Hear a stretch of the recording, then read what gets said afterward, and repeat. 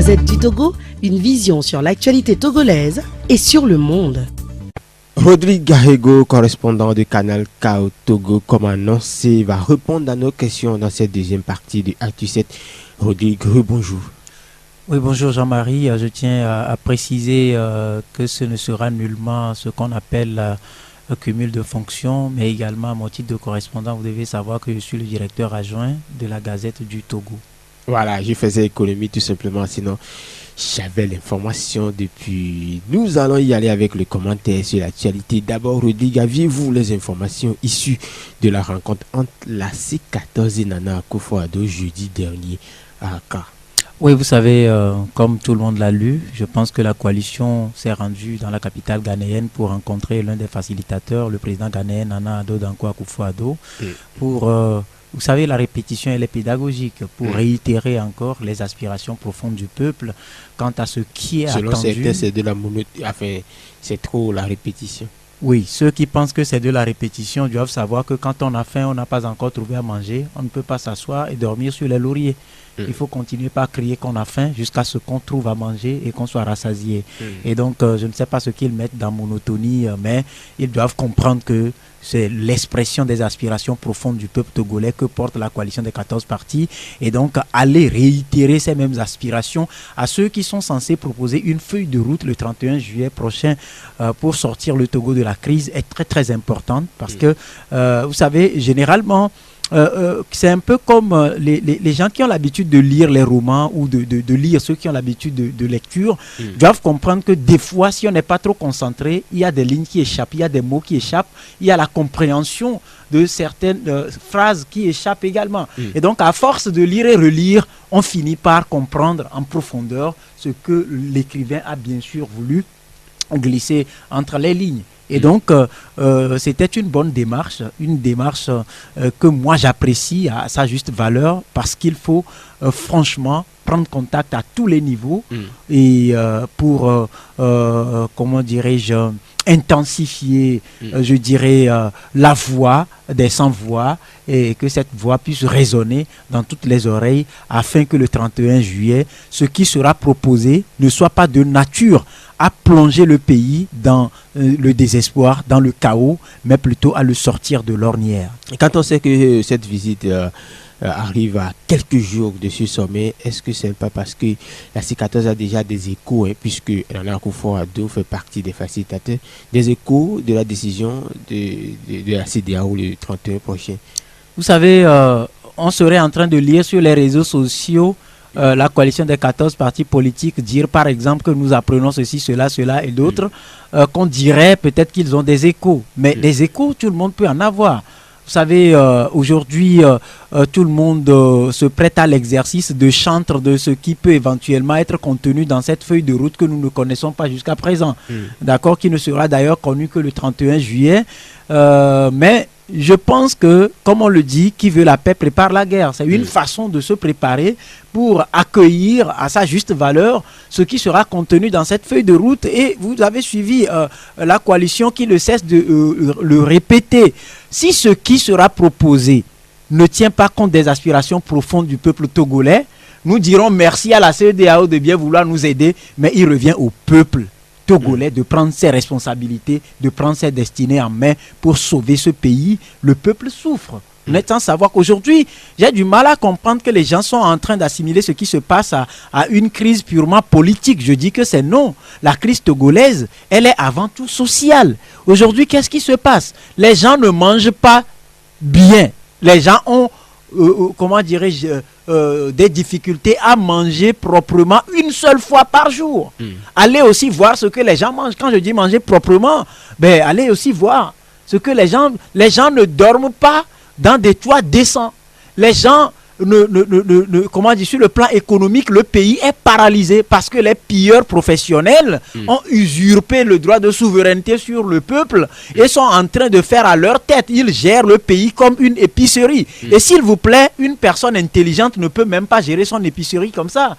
L'épicerie, vous la gérez comme on gère le Togo, je vous assure que ce sera la faillite dans les tout premiers jours. Et donc, aujourd'hui, la jeunesse n'a pas de l'emploi. dans tous les services de l'administration, vous avez des dinosaures à l'image du chef de l'État, à l'image du régime qui gère le pays. Parce que les gens sont devenus, je ne sais pas, les gens sont obsédés par le pouvoir, ils ne connaissent pas la retraite. Il y en a qui sont admis à la retraite, mais qui refusent de partir. Ce n'est pas moi qui le dis. Vous avez tous suivi le ministre Bahara qui s'en est plaint. Que les gens refusent de partir à la retraite. Dans quel pays sommes-nous? Et donc, ils ne laissent pas la place à la jeunesse pour venir travailler. Vous êtes diplômé, vous devenez des émidiamens, vous devenez des conducteurs de taxi-moto, vous êtes des forcasseurs professionnels ou vous vous livrez à la vente des produits, comment dirais-je, des produits contrefaits, notamment le carburant ou le boulet, comme on l'appelle communément dans nos dialectes. Et donc, voilà un tout petit peu la situation qui prévaut. Aujourd'hui, le Togolais n'arrive pas à se soigner. Sur le plan éducation, c'est une démission fatale du gouvernement, de ce régime. Aujourd'hui, il y a un conflit, je ne sais pas si vous avez prévu qu'on en parle, avec les examens, les résultats des examens qu'on doit proclamer. Parce que, selon nos informations, le pourcentage, le taux d'admission, c'est inadmissible. Et ça doit conduire à la démission de l'ensemble du gouvernement. C'est une démission à tous les niveaux, une incompétence avérée, une incapacité intrinsèque de gérer un pays. Et donc, c'est là la situation qui prévaut. Maintenant, quand on se tourne vers l'aspect politique, c'est que sur plus de 50 ans, c'est une seule famille qui gère de main de maître ce pays. C'est une dictature familiale et clanique. On ne peut pas se permettre de ne pas dire cette vérité à ceux qui voudraient bien comprendre ce qui se passe au Togo. Et donc, c'est très important qu'on sache qu'aujourd'hui, tant que rien ne va changer, le Togolais n'aura pas la paix et le panier de la ménagère sera vide. Tout ce que vous venez de décrire là, est-ce que les chefs d'État de la CEDEAO n'en ont pas conscience? Ils en ont conscience, mais figurez-vous que c'est à eux aujourd'hui, à partir du 31, de nous prouver qu'ils ne sont pas un syndicat de chefs d'État entre griffes voyous mal élus, mais qu'ils sont en train de gérer une institution ou une organisation qui se veut pour le peuple. Parce que aujourd'hui, on voudrait une CEDEAO des peuples. Et c'est ce que Nathaniel Olympio a essayé de décrire dans sa lettre. Et il a bien fait d'appeler la jeunesse africaine. Parce qu'aujourd'hui, le mal aussi que traînent nos États ou le continent, c'est l'irresponsabilité de la jeunesse. Un jeune qui est là, les bras croisés, on lui donne 1000 francs, 2000 avec un t-shirt. Et il est capable d'aller violenter son frère à la maison, d'aller violenter sa soeur. Vous voyez?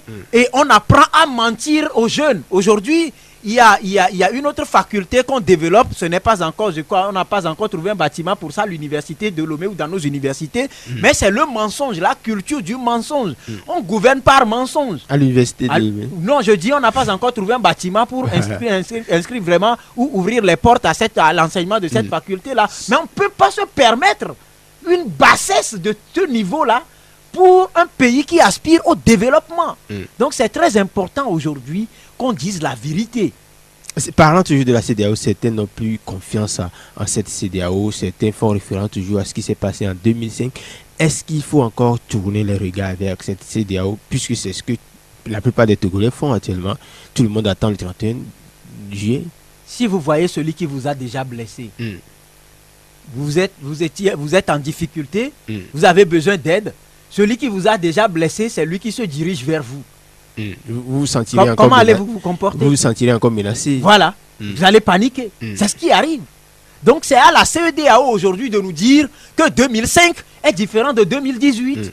Parce que tout le monde a vu le rôle déterminant joué par la CEDEAO dans le maintien de la dictature à travers la prise de pouvoir par force, par le fils, au lendemain du décès ou à quelques heures seulement du décès du père.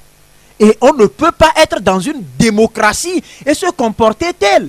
Prenez la CEDEAO. Je me suis amusé à revenir sur une interview un monsieur, un défenseur des droits de l'homme, un jeune Sénégalais appelé Tiat, il est l'un des responsables du mouvement Yanama, m'a accordé à Dakar il y a quelques mois. Il dit, c'est un machin où des gens se retrouvent dans un salon pour discuter de comment bluffer le peuple. Il parle de la CEDEAO. Comment rouler le peuple dans la rue. Il parle de la CEDEAO. Parce que on ne peut pas comprendre que les gens se soient retrouvés à Accra pour que notre espace puisse se développer.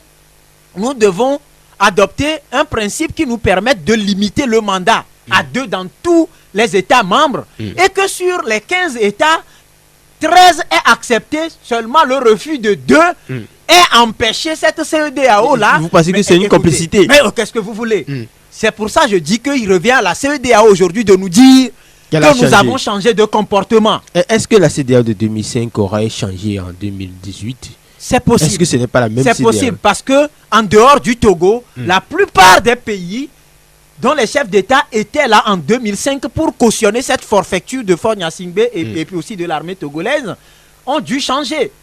Si je prends par exemple le Bénin doit connaître au moins 2 chefs d'État parce qu'il y a eu Yahi Boni, après Yahi Boni, on a aujourd'hui Patrice Talon. Au Ghana, il y a eu changement.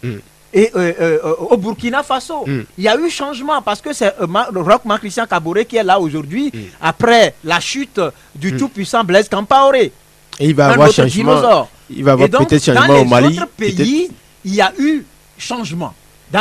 En tout cas, dans la majorité des pays de l'espace, il y a eu changement. Et donc, j'estime que ceux qui sont ou se réclament d'avoir été bien élus à la tête de leurs États doivent pouvoir imprimer de nouvelles marches à cette CEDEAO qui a besoin d'entrer dans l'histoire par la grande porte. La CEDEAO est redevable et normalement doit se sentir frustrée par rapport à la politique de roublardise pratiquée par Faure Gnassingbé et son équipe.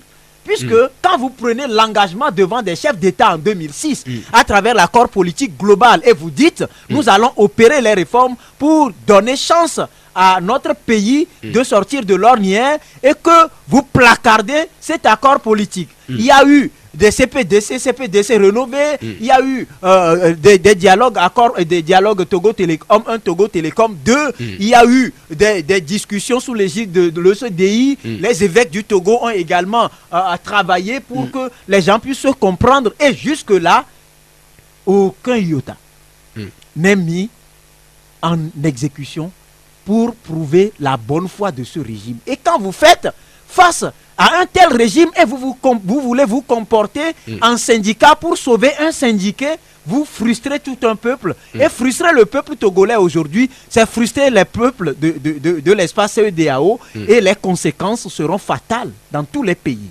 Ça, c'est très important. C'est pour ça d'ailleurs qu'il est aujourd'hui urgent que la CEDEAO puisse dépasser les considérations syndicales pour aller à la prise en compte des aspirations profondes du peuple togolais parce que, je dis bien, maintenir Faure Gnassingbé au pouvoir ne sera pas gage de paix dans l'espace comme les gens veulent nous faire croire. Ils veulent nous le faire croire. Ce ne sera pas gage de stabilité de l'espace, mais donner au peuple togolais ce dont il aspire et ce pourquoi il combat, il lutte depuis plus de 50 ans est plutôt gage d'espoir pour, comment dirais-je, une CEDEAO paisible, une CEDEAO des peuples. Voilà, le G7, un groupement d'organisations de la société civile, pense qu'on peut discuter au-delà de la CEDEAO en interne. Vous venez de citer les accords, mais eux, ils persistent.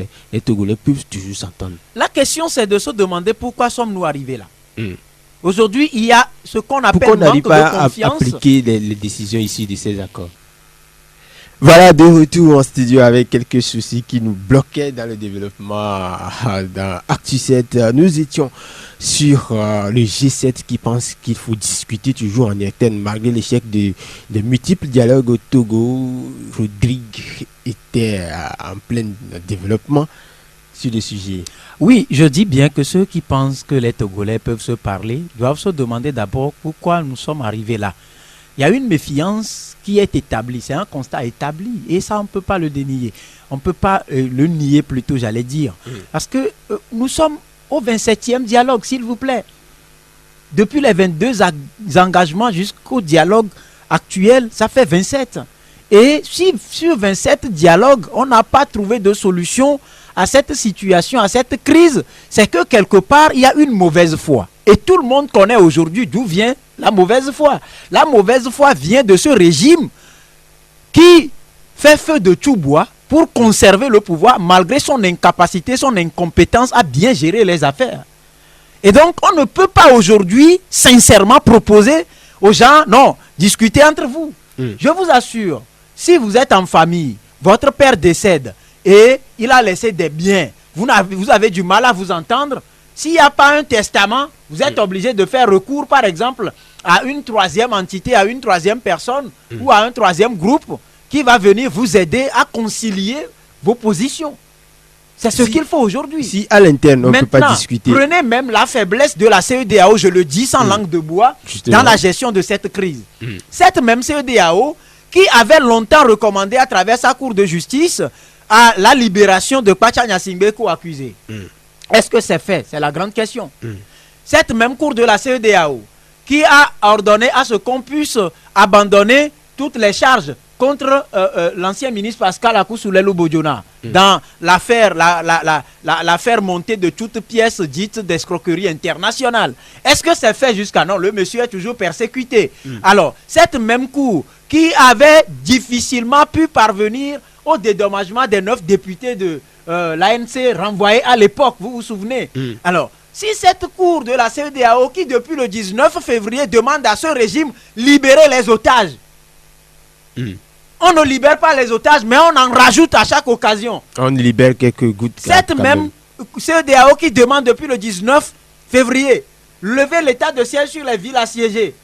Mais entre nous, dites-moi sincèrement, ils disent il faut laisser les gens manifester. Voilà encore sur la table des communiqués sans fondement de droit, sans fondement juridique qui interdisent les manifestations. On va y arriver. Une loi constitutionnelle. On va y arriver. Alors quand vous prenez la CEDEAO, c'est pour ça moi je m'intéresse, je m'interroge et j'en appelle à tous ces chefs d'État d'être responsables devant l'histoire et devant leur propre image et personnalité. Si à l'interne on ne peut pas discuter parce qu'il y a beaucoup d'accords. On ne peut pas discuter. Et avec la fossée, elle est trop grande. On ne peut pas. Donc le G7 doit trouver mieux à faire que de recommander. Oui, normalement, lorsque deux personnes se battent ou se querellent, ce qu'on peut recommander, c'est qu'ils aillent dialoguer pour se comprendre. Mais du moment où, sur plusieurs tentatives, au moins 26 tentatives, ça n'a pas marché, on ne peut plus continuer pas à proposer les mêmes remèdes à une maladie qu'on a du mal à guérir. Là, ça voudra dire qu'on est ménopausé. Et quand on est ménopausé, s'il vous plaît, n'espérons plus une enceinte. Voilà. N'espérons plus de grossesse. Si à l'interne, on ne pouvait plus. On est ménopausé, on ne peut plus espérer tomber enceinte. On ne peut plus discuter à l'interne et qu'il y a les faiblesses de la CEDEAO, comme vous le dites. D'où viendra finalement la solution? Le peuple togolais doit prendre ses responsabilités. Mais la CEDEAO peut également sauver les meubles parce que, je le disais, la CEDEAO est redevable. La CEDEAO doit au peuple togolais parce que c'est la CEDEAO qui avait pris l'engagement en maintenant Faure Gnassingbé malgré le coup d'État imprescriptible selon les contenus des constitutions version sodomisée, tripatouillée, ainsi de suite et tout. C'est un coup d'État et c'est un crime imprescriptible. Quand vous parlez de... Quand vous maintenez, prenez à l'époque le président malien, qu'est-ce qu'il a dit? Celui qui viole une constitution, qu'il vient lever le doigt pour dire je jure sur cette même constitution, vous voulez le croire? C'est la grande question aujourd'hui. Donc la CEDEAO normalement doit se sentir frustré parce que le régime est en train de rouler cette organisation syndicale dans la farine et pour se faire respecter, ils doivent normalement, ces chefs d'État, peser dans la balance pour que le peuple togolais retrouve sa souveraineté confisquée. En temps vous parlez du peuple togolais qui doit prendre sa responsabilité, vous pensez à une insurrection? Pourquoi? Non, pourquoi doit-on parler d'insurrection? Comment peut-il prendre sa responsabilité? Le peuple est souverain et lorsque le peuple se lève, rien ne peut l'arrêter. Je me souviens d'un 28 février, lorsque de façon unilatérale, le gouvernement a procédé à l'augmentation des prix à la pompe des produits pétroliers. Lorsque le peuple s'est levé comme un seul homme de Lomé à Saint-Cassé, dans la foulée, le gouvernement a rebiffé. Et quand vous prenez par exemple cet aspect-là, on ne l'appelle pas insurrection. C'est un peuple qui a pris ses responsabilités. Quand on ne veut pas, on dit non. Malheureusement, nous avons des hypocrites qui souffrent dans la peau, mais qui sourient à tout bout de champ pour dire à l'oppresseur, bravo, tu fais bien. C'est ça l'hypocrisie. Et cette hypocrisie, on doit démonter ça aujourd'hui à travers un peuple qui soit sincère pour une fois avec lui-même et qui prenne ses responsabilités. Ce n'est nullement de l'insurrection. Dans tous les cas, quand vous prenez la Constitution a prévu que lorsque ceux qui vous dirigent ne respectent pas votre droit, violent votre droit, vous méprisent, vous oppriment. Mais la Constitution a aussi recommandé les comportements adéquats à adopter par tout citoyen. Est-ce que le problème togolais n'est pas un problème d'élection? Magoula Kwakuvi lui pense qu'il faut une élection avec un comité composé de membres de la CEDEAO pour éviter les fraudes. Voilà. Le problème togolais est aussi lié aux élections. Parce que j'avais dit que c'était une crise beaucoup plus sociale que politique. Maintenant, politiquement parlant, oui, les élections. Parce que figurez-vous que nous avons une CENI qui ne connaît autre résultat que celui qui proclame vainqueur hier le père et aujourd'hui le fils. Ça veut dire que... On proclame les résultats de l'élection présidentielle de 2005. S'il vous plaît, jusqu'à ce jour, les calculs ne tombent pas à 100%. Il y a des anomalies. Vous pensez que c'est sérieux tout ça? C'est pourquoi lui... Vous pensez que lorsque les résultats sont sincères, le président de la CENI doit aller se faire enfermer dans une salle bunkérisée, militarisée pour proclamer des chiffres qui ne tiennent pas? Voilà la solution. Vous pensez que si ce n'était pas lié aux élections, une cour constitutionnelle va valider des résultats qui ne tiennent pas? Non. Oui, les élections. Mais avant d'aller aux élections, il y a des préalables à régler. Et dans le lot de ces préalables, il faut refondre. C'est pour ça que je viens sur la proposition de Magoula Kwakuvi. Non, sur l'autre, mon ami Aubin Ton Kodjovi. Ton Kodjovi du mouvement Voilà. Nouvelle Il Visite. faut refondre le cadre électoral. Il faut dépoussiérer le fichier électoral de tous les mineurs, des morts, des étrangers qui n'ont pas droit de vote. Il faut refondre tout. Le découpage électoral, mais il faut étudier. On ne peut pas, par exemple, prendre 100 000 habitants pour élire, par exemple, 30 députés et prendre 600 000 habitants pour élire 10 députés. C'est l'injustice sociale. On ne peut pas, avec une telle CENI aujourd'hui, prétendre aller aux élections. C'est impossible. Vous vous souvenez de cette histoire de Vessat qui a travaillé dans d'autres pays, mais arrivé au Togo, cet appareil a été en panne. En pleine élection. Vous vous souvenez de ce feuilleton où, face aux résultats qu'on doit proclamer, Damawa Nana a été obligé de démissionner pour que les résultats soient proclamés par un général. On ne peut pas continuer avec ces genres d'élections à scandale dans notre pays, si on est sérieux. Et donc, ce qu'il faut aujourd'hui, si c'est la solution électorale que les gens veulent, il faut régler les préalables. Maintenant, dans les préalables, il faut forcément revenir à la constitution que le peuple lui-même a voté à un pourcentage considérable en 1992, portant limitation de mandat, parce qu'en aucun cas, nul ne peut exercer plus de 2 mandats. Il faut aller à un mode de scrutin à 2 tours, pour que le jeu électoral soit vraiment un jeu équitable à tous, que ce ne soit pas un jeu, comment dirais-je, un jeu déséquilibré, cache-sexe, non pas déséquilibré. C'est-à-dire, en somme, c'est que on vous dit qu'il y a tombola, mais on connaît les vainqueurs au préalable. Ce n'est pas ce jeu-là. On ne veut pas de ce jeu-là. On ne veut pas d'une coupe où on connaît déjà le vainqueur et on s'amuse à amener les gens à s'engager dans des dépenses pour après, par exemple, malgré les résultats sur le terrain, qui donnent un autre champion, qu'on proclame des résultats de l'antichambre qui valide l'élection, par exemple, d'un prince, j'en sais rien. On ne peut pas aujourd'hui aller tout de suite à une solution électorale. Il faut régler les préalables. C'est pour ça d'ailleurs que dans les revendications du peuple porté par la coalition des partis politiques, des 14 partis politiques de l'opposition, avec également la société civile et la diaspora qui adhèrent à ces préoccupations, c'est dit clairement qu'il faut procéder à des réformes constitutionnelles, institutionnelles et électorales. Vous voyez comment c'est libellé? Il faut procéder à des réformes constitutionnelles. Donc redresser la constitution, institutionnelle, redresser les constitutions, parce qu'aujourd'hui les constitutions sont politisées, sont inféodées au pouvoir. Les constitutions ne prêchent que pour la chapelle de Fort Gnassingbé et son régime. Et donc on ne peut pas continuer avec ces institutions-là. Et donc il faut aller aux réformes institutionnelles et finalement électorales pour redonner confiance au peuple togolais et qu'à l'issue des élections libres, démocratiques, transparentes et crédibles, que ce soit celui choisi, la personne choisie par le peuple, qui soit déclaré ou proclamé vainqueur par une CENI responsable. Voilà, l'actualité, c'est aussi le bras de fer entre le Front citoyen Togo debout et les autorités togolaises. Pourquoi devrait-on interdire leur meeting? Pourtant, la C14 est aussi un meeting. Abus d'autorité, violation des droits et des lois du pays. C'est tout. Ça n'a autre nom que ça. Ça n'a pas de sens. On veut garantir une bonne organisation au sommet. Écoutez, le sommet n'est pas inscrit dans la constitution du pays. C'est dans l'ordre normal du fonctionnement du pays.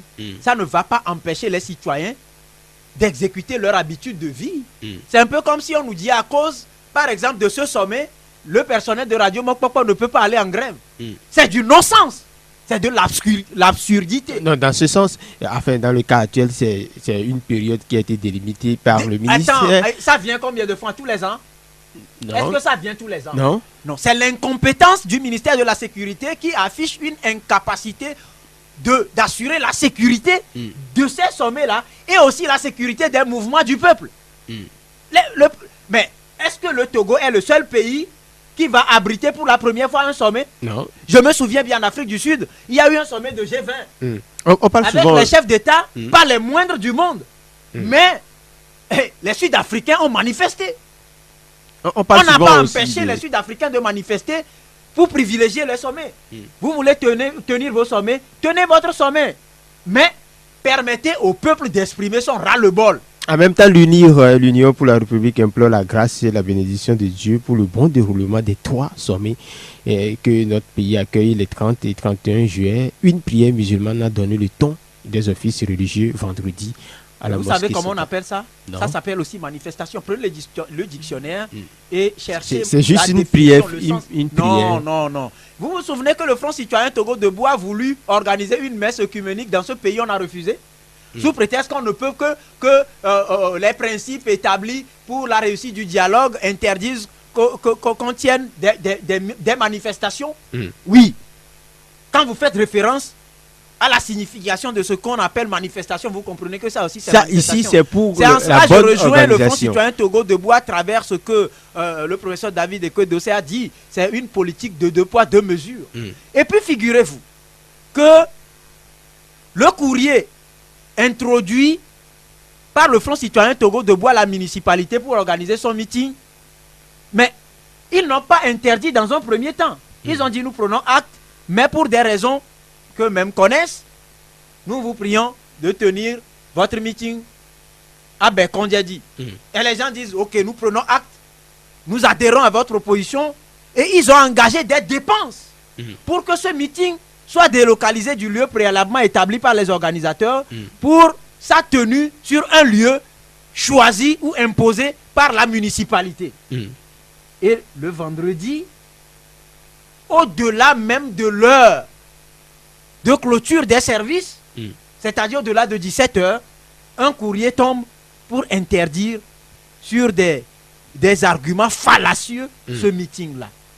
Comment voulez-vous que dans un pays responsable, dirigé par des hommes responsables, on puisse adopter ce genre de comportement? C'est du non-sens. Vous l'avez dit, c'est 2 poids 2 mesures. Un autre sujet de l'actualité. Qu'est-ce qui se passe à l'université de Lomé, selon vous? Qu'est-ce qui se passe? Je vous ai dit, aujourd'hui, tout est politisé. Vous ne pouvez pas être diplômé si vous n'êtes pas membre d'un parti politique. Si vous êtes un professeur et vous ne chantez pas la gloire du prince, vous n'allez pas exercer librement. Il n'y a pas à chercher loin. C'est ce qui se passe à l'université. C'est une manipulation du temple du savoir. Vous pensez que le président de l'université est manipulé? À vous de voir. Allez-y comprendre. C'est ce que vous voulez dire? C'est comme dans un jeu de puzzle. Si vous pesez, si vous arrivez bien à aligner les pièces, vous allez trouver le schéma. Allez-y voir, constater. Parce que ça n'a pas commencé par là. Ça n'a pas commencé par là. Combien de fois les associations estudiantines n'ont pas noté un dysfonctionnement ou une politisation dans les approches en matière de gestion des universités au Togo? C'est la grande question. Donc, si aujourd'hui, vous vous souvenez entre-temps de l'épisode concernant les enseignants-chercheurs? Affaire de notes falsifiées, quelque chose comme ça. Non, il y a eu, pour les enseignants-chercheurs, après il y a eu la faculté de médecine, et maintenant nous sommes au niveau de la faculté des droits.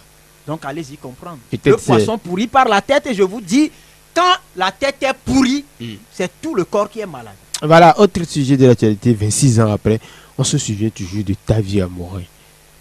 Oui. Vous connaissez la personne? Tavio Amourin, on était encore un peu... Beaucoup plus jeune, beaucoup plus frais. Et on admirait ce monsieur, plein d'avenir, débordant d'énergie. Un jeune, dynamique, que sur l'autel de la gloutonnerie, de l'accaparement du pouvoir et des richesses du pays, le régime a trouvé bon, à travers des éléments dits incontrôlés, d'arracher. Pourquoi? Il faisait forcément obstacle. Parce que c'est quelqu'un qui dit la vérité. Et il n'adore pas le mensonge. Il n'est pas adepte de la dictature. Selon certains, il en faisait beaucoup trop. Qu'est-ce que vous mettez dans beaucoup trop? Étant jeune, il devait aller. La vérité n'a pas de limite, mon frère. La vérité n'a pas de limite. N'allez pas dire, vous savez, c'est blanc, je vois c'est blanc, mais s'il faut voir en profondeur, ça tend vers le noir. Ça, ce n'est plus la vérité.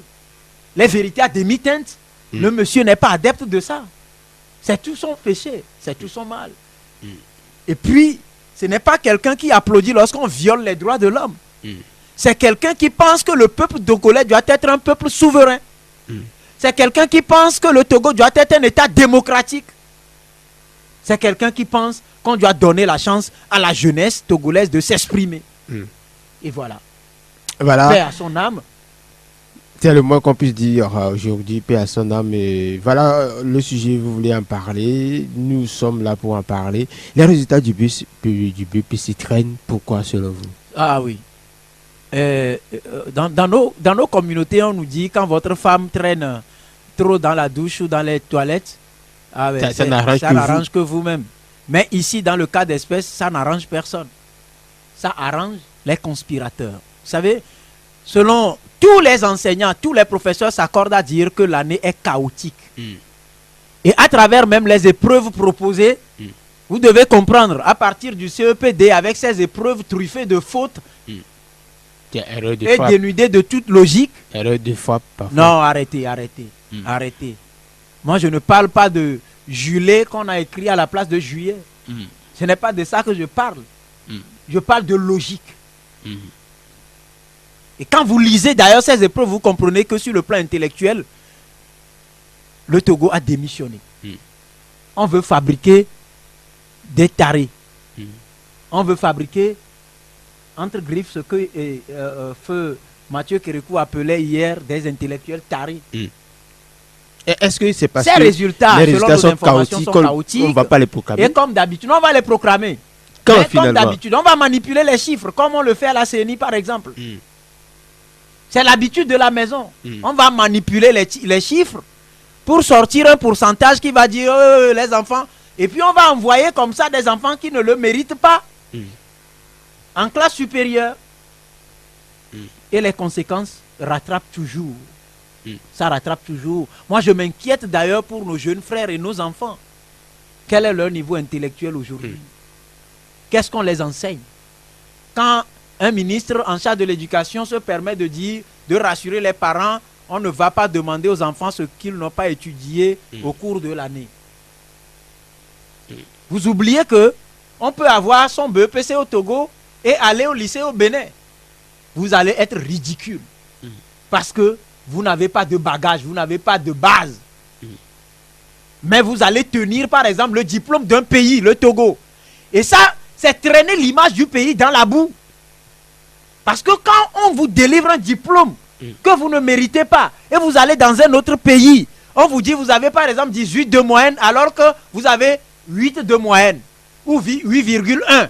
On transforme ça en 18, on vous donne et que vous allez dans ce pays et on vous teste et vous ne répondez pas aux critères d'un élève qui peut avoir 18 de moyenne. C'est que ce diplôme n'est pas valable, n'est pas valide et c'est l'image du pays qui est traînée dans vous parlez de Pour résultats, des autorités responsables, les gens doivent tirer des conséquences et les têtes doivent tomber. quand vous parlez de résultats catastrophiques, la faute n'est-elle pas partagée? Est-ce que c'est forcément le gouvernement qui est responsable? Est-ce que les élèves ont bien travaillé? Est-ce que les élèves On a apprennent? grévé pendant combien de mois cette année? Et là, la faute est à qui? La faute est à qui? Qui a refusé de payer les enseignants? Qui a refusé? Qui a refusé de mettre les conditions, les bonnes conditions d'études? Qui a refusé de Vous travailler? pensez que ce sont les parents? Le ventre affamé n'a point d'oreille.